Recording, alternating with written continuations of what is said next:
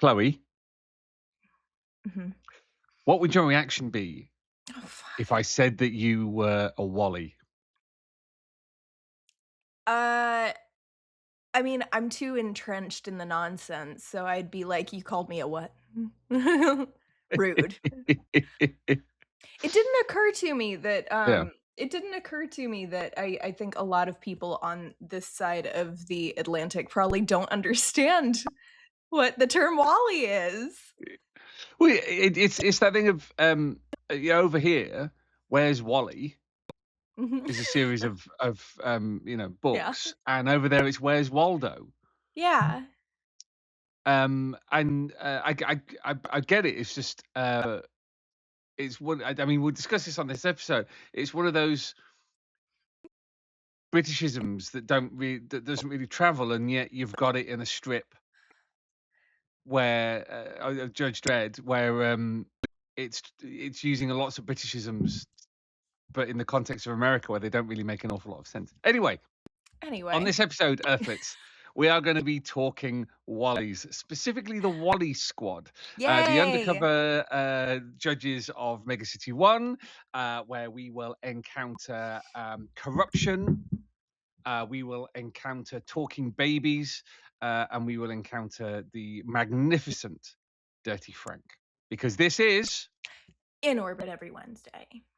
Get 2000 AD now. Get.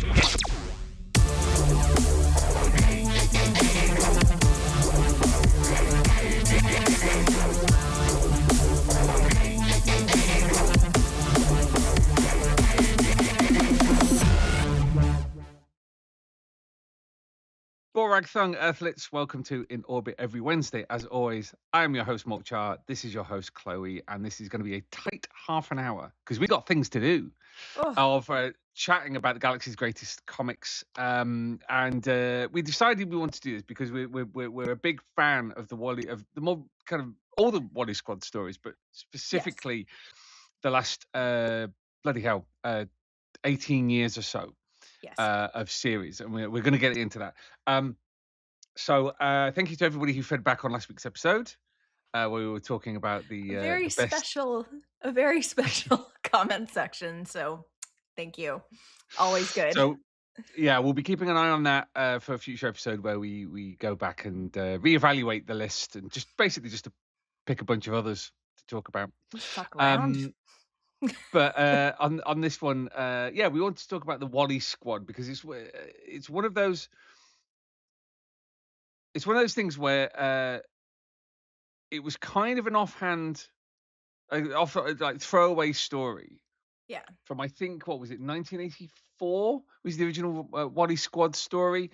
Prog 390 to 392, and that was John Wagner and Alan Grant, with art by Brett Ewins, one of the greats, who always did this fantastic line in Crazies. You know, he just had an eye for design, and in particular the design of clothing. So you get Wally Squad, which is basically about these mad judges who are undercover, and they are a beautiful contrast to normal judges who all dress the same, have brooms stuck up their asses, and sticklers for the law. The Wally Squad, though, has come into contact with the madness of Mega City 1, and they are contaminated by it. They have to live it. And so you get this wonderful contrast between the two types of judge. And then it's a thing that's kind of then mentioned occasionally, like in the background. It's like a major thing. Yeah. And then it kind of gets picked up in the 90s because it's a great cop concept. But it's not until the beginning of the 2000s, and I don't know whether it was a coincidence that they just pitched these stories together, or whether it was something that Matt Smithy, the Tharg's assistant, planned. But in 2004, you get the beginning of Low Life. Yay! Where it's Rob Williams and Henry Flint, and that's we'll talk about that in a second. But then also, like 2 months later in the magazine, you get the first story of the simping detective Yeah. in a series called Mega City Noir, which was Simon Spurrier and Fraser Irving. Now, that then kickstart this. I mean, it's like a story like almost 10 years in the making, where each characters have their own arcs and then they come together in this wonderful crossover moment, which we'll discuss. I think it's basically its own mega epic. Like, it kind of is. It's one that we sort of discount, because when we think of mega epics, we think of everything directly being involved with dread. But I think that all of the Wally Squad stuff really does just accumulate and accumulate over such a long period of time. So why is that not counted? I'm saying that this is like secondary dread erasure. But then you also include, which precedes the other two, Lenny Zero, Yeah. which is Andy Diggle and Jock, very much doing like the kind of cop movie thing, which is in 2000 in the magazine. And you kind of think, well, why had the strip not done loads of this stuff before? But I think it's an expression of a moment where the strip starts to kind of bulge outwards, to grow outwards, as more supporting characters are kind of added in, and they then get integrated into the main Dread strip. And so, really, it's a critical development, really, in the history of Judge Dredd, because it introduces this whole other world that isn't just him and his clones. Why is that like one of the lesser utilized things, do you think?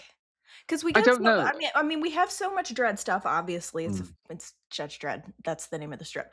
And we have like such a focus on Psi Division, right? And everybody's focused in on that, or the Dark Judges. Like, all of those have such prominent points, but I really don't hear much conversation about this section of that world. Like, it pops up every once in a while and I'm really grateful for it, but it doesn't seem to be part of the conversation. I think part of the problem is because it's separate to the main Dread strip. It's kind of, by and large, like I think there were about 3 volumes of Mega City Undercover, which covered Lenny Zero and Lowlife. Yeah. Um, I think it because it's happening somewhere else. It's kind of for some people, it's easy to go, well, that doesn't count. That's not proper Dread. But I mean, but what? it's not really happening somewhere else. Well, this is the thing. What I think it does is it solves a central conundrum that all the way through the 90s and in the 80s as well, all the way through the 90s, the strip really struggled with, which was that every new attempt to place a series in Dredd's world tended to be about the judges in some way, shape, or form. And this is a system that has spread all around the world, and that's a whole other episode. I think it's one of the most prescient things about Judge Dredd that an awful lot of people don't notice. But read I Am the Law. thanks. But it's you end up with a load of just copies of Judge Dredd. Yeah.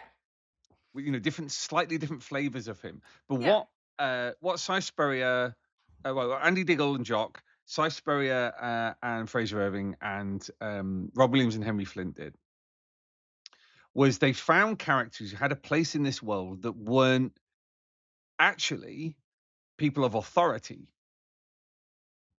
They're rebels. They are criminals. They are tolerated only because nominally they're employed by a Justice Department. I mean, Lenny Zero is an out-and-out criminal. His first story arc is about getting out of being a judge. And it's notable that Spurrier has to make his character ridiculous. Like literally ridiculous, like he's a simp, which means something very different now. But of course, so much better. in Judge Dredd, it means somebody who has become a simpleton, Yeah. who reacts to megacity life by just dressing stupidly. So Jack Point is a megacity simp. And then you get in Low Life Amy Nixon, Who's one of my favorite characters in Dredd history, period. and Like, she's amazing, but she is not a judge. She does not act like a judge. She yeah, she has the badge. She's still part of the system, but from the outset, she is struggling yeah. to with being a square peg in a round hole. And then, glory of glories, we have Dirty Frank, Yeah. He's who, just a very damaged, delightful person. yeah, Yeah. This is a Dirty Frank supporter podcast. and there's so much about this guy. As you say, they're damaged. Yeah. They're employed by a system, and specifically because of that damage. Well, you can't entrench yourself and be a part of this horrible oppressive system and still live among the people. Yeah. You just cannot. Because like I think especially in the way that Megacity 1 is set up and the system that it relies on, it's I think it's ironically it's almost an empathy machine. You can't it's really easy to outright support a system when you are the person creating the structure and when you hold the power within that structure. But when you drop somebody down into the average existence under that structure, you are creating the thing that you don't want, realistically. Like the thing that the system is trying to keep down, you're kind of creating more of, because there's no way to be an undercover judge. You might think that. You might start out as that. You might have failed as a judge and moved down to Wally Squad, but realistically, when you're actually now under the thumb of the thing that you're a part of, you're not part of the system anymore, or you're not going to be. Yeah. I mean, there's that great quote from Dredd where he says, "As far as I'm concerned, all Wally Squad judges are just one bad day away from Titan or the Kook Cubes. In the interim, even I have to admit they do a good job." Yeah. Yeah. And it's they are the bleed between the two worlds. Yeah. Bleed is a nice analogy as well, because they are both of both worlds. Yeah. And neither of them at the same time, and that's naturally going to produce a personality crisis. And this is a trope, this is the theme within cop dramas, within noir and things like that, where you're dealing with undercover police officers, where the boundaries between fiction and reality blur quite extensively. And to be serious for a moment, we're still going through the spy cops saga in the UK of undercover police officers who effectively abused their privileged position, having relationships, having children with people that they were spying on. And that's not even ethically gray. That's not even an ethically gray area. That is just out and out criminal. Yeah. there's no gray area in that. It is just really terrible subterfuge. And you look at Amy Nixon as a character, and that's essentially her point. She, as always, spoilers on this Earthlets. She comes to hate Justice Department because it forces her to be in this position where she can not actually have a life because, you know, the judges have taken it from her. Yeah. And she becomes corrupt. And you have that incredible overlap where she ends up on Titan, and then you have the Titan storyline where she's a major part of that, which turns into Enceladus, which turns into Yeah. the Small House, and it's just great. One thing I did want to bring up though, in terms of that kind of fractured personality kind of thing, is about Dirty Frank. Dirty Frank's an incredible character. Number one, because for a comedy character, he's so incredibly deep. He's incredibly deep and multifaceted, but he's also like I think it's one of the more human characters Yeah, in but general. I love that he was modeled on the look of Alan Moore, Duh. big beard, big mop of hair. But also modeled like off to the side as Rasputin. You know? Yeah. The way he talks, that third person thing, Williams has specifically said it's based on Premiership footballer Tony Adams, What the fuck? who apparently does this kind of like self-aggrandizing third person thing in interviews. I feel like that's the most Rob thing. Yeah. Like He likes sports? What? This is comics. There's no place for sports here. God. But yeah, and then obviously you get the simping detective, Jack Point, who is very much a Cy Spurrier character in that, you know, it's all about the puns, it's all about the silliness.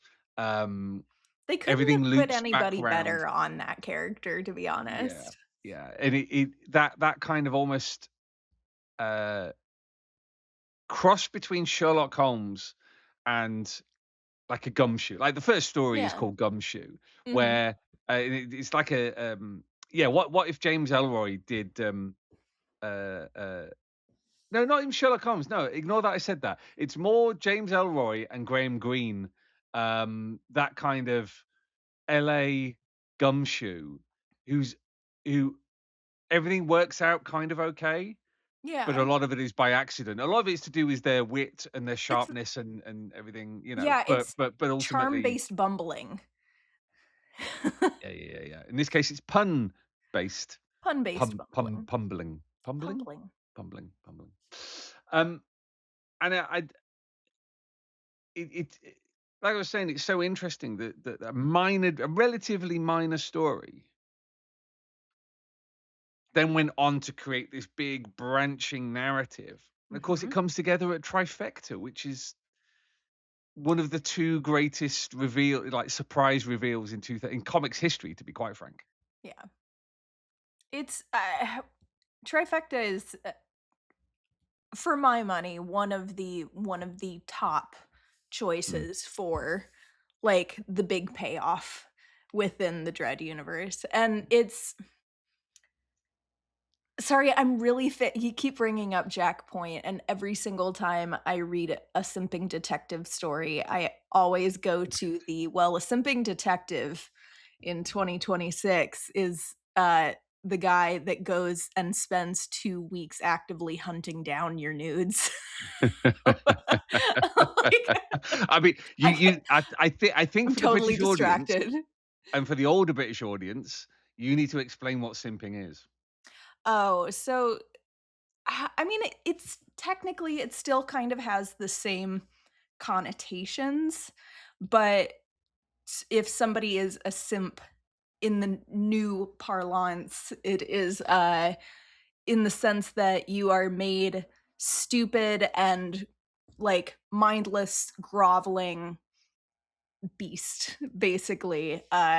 Almost always in I'm trying to find a not nasty ass way to explain. You're turned into a simpering. It's simpering. You're turned into a simpering idiot because you're obsessed with somebody. Yes, who is absolutely completely obsessed. Oblivious. and like everything else is out of their head except for their desire for you. Like, so every time I see the simping detective, I'm like, all right. Anyway, we have to get back on point. I have to lock in On here. point. Yeah, on point.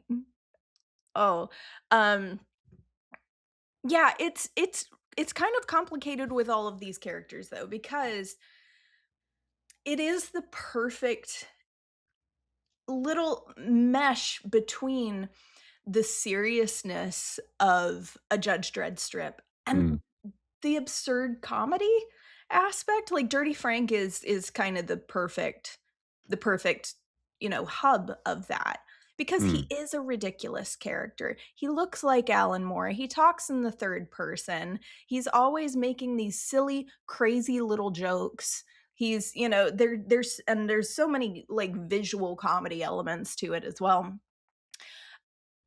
And then his story of, why he is in the Wally Squad, why he is crazy, is just the most heartbreaking thing on the planet. Mm. And, I really don't want to give too many spoilers because I feel like a lot of these stories are ones that people probably have not read. And giving it away makes me sad. But, ultimately Frank has one of the saddest endings, and then it gets to come good. Mm. Mm. And I don't know. I think part of my focus in on him as a character too is I think he's one of the only people within the sphere of judges that I do actually like. Like if we talk about characters as people, right? Mm.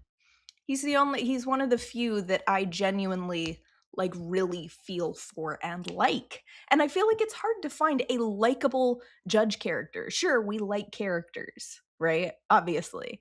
But we don't necessarily think about liking them as people. And No, maybe I that's kind actually of get, yeah, I actually get what you like, what you mean, and I think it's because underneath it all, one of the things that broke him as a judge and led to him being in the Wally Squad, one of the things that led to him having to basically be put back together to Mhm. cover dirty secrets, Yeah. was that fundamentally he's a good person. Yes. Ultimately, like underneath all of the terrible things that he is made to do, Mm. he is good. Mm. He's just good and has like this big soft fluffy heart. Like, but And what else can you do? well, And precisely, and it's almost proof that you can't have a big soft fluffy heart within the Judge Dredd universe. well, this is the Anderson conundrum, Yeah. that led to the whole 90s storyline where she goes off exploring and everything because empath Corey, her best friend, takes her own life, and she says, good people with good gifts shouldn't do ugly things. Yeah. And so, to find empathy in that, to find sympathy in a story about a guy who talks in the third person, has a massive, great big beard. At one point was in a rock band. Yeah. Yeah. Um, But kind of on the opposite of that too, you get characters like Amy Nixon, who is also a not a person that I like, but a character that I like very much mm, for the almost the opposite reason that I like Dirty Frank, which is I understand why she is the way that she is. mm, There is it's been written so beautifully and stretched out in such a way, but at the same time, it's almost the, well, of course you're that way. Look at what's been done to you. mm, Um, yeah, it's heartbreaking for different reasons, and it's almost the, Dirty Frank tries to be a decent person and do his best, both as a person and at his job, and Amy goes the opposite direction and wants to burn it all down mm, and mm, is, ready to go to any lengths to destroy herself and everything around her that has caused her to be her. uh and that's like that kind of seems like the two ways that in my mind the Wally Squad can function, and there's really no wiggle room in between. mm. But what's so great about the concept is that they're all dealing with that contradiction. They're all dealing with that moral problem. And Amy and Frank go in different directions. Point goes in a different direction. Lenny Zero goes in a different direction. But ultimately, they are one of the reasons why they're compelling characters, why they work as characters, is because they take one of the basic things you need in any kind of story, which is somebody has some authority or they have none. You know, there needs to be some relationship with authority, because when you have a crime story, you need to be asking questions. Why would people answer your questions? Well, because you're either an officer of the law, so therefore of the state, or you're a journalist, or you're somebody with some social cachet. So it takes the central thing about judges, which is that they're antagonists. They are people who have some authority in this thing, and it turns it on its head. So they have some but none. And while they're dealing, you know, and while they're dealing with the moral contradiction, there's also the element of authority, that they carry the authority of the authoritarian state. They are representatives of it, so they can call down at any moment that power. But in doing so, they blow open not just the world around them, but themselves. They expose themselves. They show themselves to be judges. So you have all these wonderful moments, particularly in low life. Well, that one particular moment where Dredd appears. I think Rob said, like, that was when he was writing it. It was like, oh my God, a superstar has just walked into the room, like, and I'm writing it. Flip. But that's got to happen. You know, there's been a bust. It's gone wrong. Yeah. You know, this is all happening. Nobody can see this happening, but Dredd appears and talks to Nixon, and he knows who Nixon is, and Nixon has fouled up, and so he's there to bollock her, and it's just, that's fantastic. And you know, they've all got a different relationship with the law, with the authority that they carry, with the authority that they have and that they don't have. Well, it is kind of what do you do with a person who is given a weight they can't carry? Yeah. I mean, that's a perfect way of summing it up. They're like, you know, the political alignment like graph where it's where it's, you know, the 4 different points. That's how I'm gonna start measuring people, is just writing, okay, Lenny Zero up here, Amy Nixon down here. And that's how you split into how people function under that sort of authority. I'm conscious of the time, because we said it was going to be a tight half hour. If you were to be in the Wally Squad, what would be your percent? What would be your cover in Mega City 1? What would be my cover? I don't know. I'd be a simp. I know I would. I know deep in my heart that if I was just I would be among the simps for so many reasons. But like, yeah, I think that I know myself. This is a know thyself moment, and if I was living that in that sort of environment, I think I would just immediately go to what is the most stupid way that I can live my life as some sort of freedom. Like, I can just be an absolute moron and people will leave me alone. Cool. Love that. Let's do that. So, yeah, I think I would probably just be among the Sims. I think that sounds very cathartic. I with this facial hair in this accent, I think my only option would be to essentially be like Max Normal. I'd have to be a pinstripe freak. Yeah. I can see it. Aww. With this facial hair and this accent. I mean, this ain't ever coming off. Let's I be can real. say the same about mine. With this haircut and this accent, I can be among the Simps. Hey, that's the conclusion you draw. I didn't say that. Oh, let us know in the comments. If you were going to be an undercover judge, what's your cover? Which faction would you very easily melt into? This is Amazing. getting ridiculous. It really is. It really is. Wonderful stuff. Right. We promised. We've delivered 1.5 hour. That's right. Don't say we don't threaten you with a good time, Earthlets. We're going to be back in 7 days' time for more from the Galaxy's greatest podcast. So until then, I meant to say, if and this news came out last week, if any of you saw the pin badges from San Diego, and specifically the Make Judge Dredd Fiction Again pin badge, which is somewhere here, I don't know where it's gone. We're doing that on a t-shirt and on a hoodie, and it's available from the 2000 AD shop. Well, it's the Rebellion store. All the merches. So shop.rebellion.com. Make Judge Dredd Fiction Again. You know what it means. So head along and make a statement. We're going to be back in 7 days' time. Until then, it's goodbye from 2 big old Wallies. Goodbye from Chloe. Goodbye from me. And Spelundig Verthrig. See you next week. Get 2000 AD now. Get to.